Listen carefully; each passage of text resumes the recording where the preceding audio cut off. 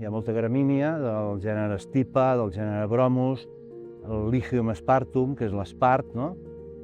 Que és l'espart bord, que es diu. Hi ha un període d'aridesa estival pronunciat, el que dificulta certes espècies que requereixen un nivell hídric més constant al llarg de l'any, ja siguin herbàcies o arbòries. Parlem del món vegetal. En Llorenç Sáez, la segona persona que heu escoltat, em va explicar en la nostra primera conversa que hi ha plantes que prosperen en ambients amb unes condicions molt favorables, com les de les cotes baixes del Pirineu, on visc. Tot i reconèixer la bellesa d'aquests ecosistemes, em va confessar que sempre l'han fascinat les espècies que han hagut d'adaptar-se a entorns més exigents. Aquella reflexió em va despertar la curiositat. Per això, vaig decidir documentar la flora de dos escenaris molt diferents i que fins fa pocs mesos eren uns grans desconeguts per mi. Als voltants de la localitat d'Alfés, als secans de Lleida, i la Mola de Colldejou, al Baix Camp. Són sòls bastant nitrificats a causa dels cultius que hi ha i que hi ha hagut antigament i tal. L'estrat arbustiu no acostuma a ser molt alt, no? Més aviat és herbaci i arbustos de petit tamany. Llavors, a l'estrat herbaci podran trobar des de flora bulbosa, és a dir, flora monocotiledònia, lliris, esfòdels, porrací, vaja. Trobarem les orquídies, no? Després també moltes compostes, moltes flors compostes. Bàsicament trobaríem dent de lleó, taraxacum, trobaríem moltes espècies del gènere crepis, trobaríem sonxos, tenerrimus, per exemple, que són ja plantes més altes i fan també flors compostes, i alguns geranis, Erodium, dels gèneres Erodium i Geranium. Bàsicament les flors es poden classificar de diferent manera, clar.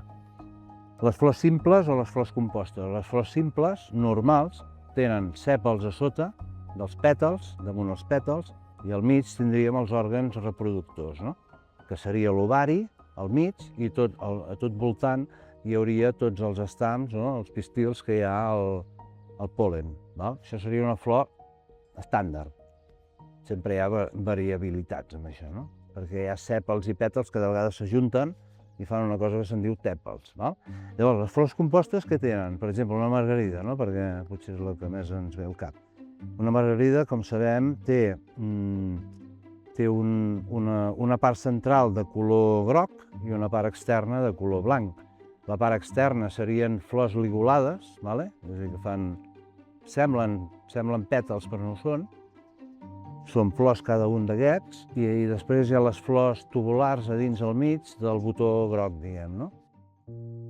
Hem tingut un hivern molt plujós. De moment la primavera no ha plogut, de fet la vam començar fa poc, no? Però el clima ja ha començat abans de la primavera, no? Per això només tenim 6 orquídies de les 60 que hi pot haver a Catalunya, no? Per què? Perquè només creixen les que són de primeres, no? Les que agafen gener, febrer, març, una mica l'abril, i aquí s'acaba, no? En pocs dies, els termòmetres superaran els 40 graus i la disponibilitat d'aigua serà tan limitada que moltes flors s'assecaran. I és que en aquest indret dels secans de Lleida, la floració s'avança diverses setmanes respecte a la d'altres zones més fresques de la mateixa província. Però ara deixem enrere els secans i viatgem cap al sud.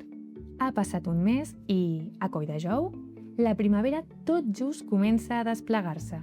Les primeres flors acaben de brotar.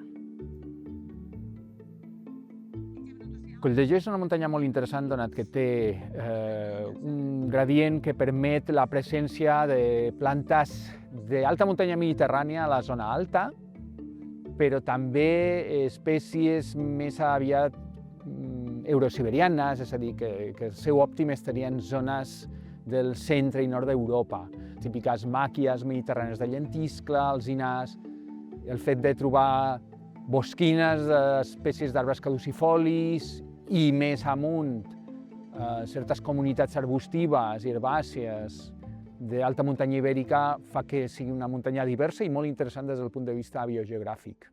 Es donen unes condicions de escàs paquet edàfic, és a dir, sol molt rocós, insolació intensa, vents molt forts, i això afavoreix un tipus de vegetació ben adaptada a aquestes condicions dures que es donen a l'alta muntanya, pot ser l'Atles, Serra Nevada, les Bètiques, i això no es dona a les muntanyes pirinenques i alpines.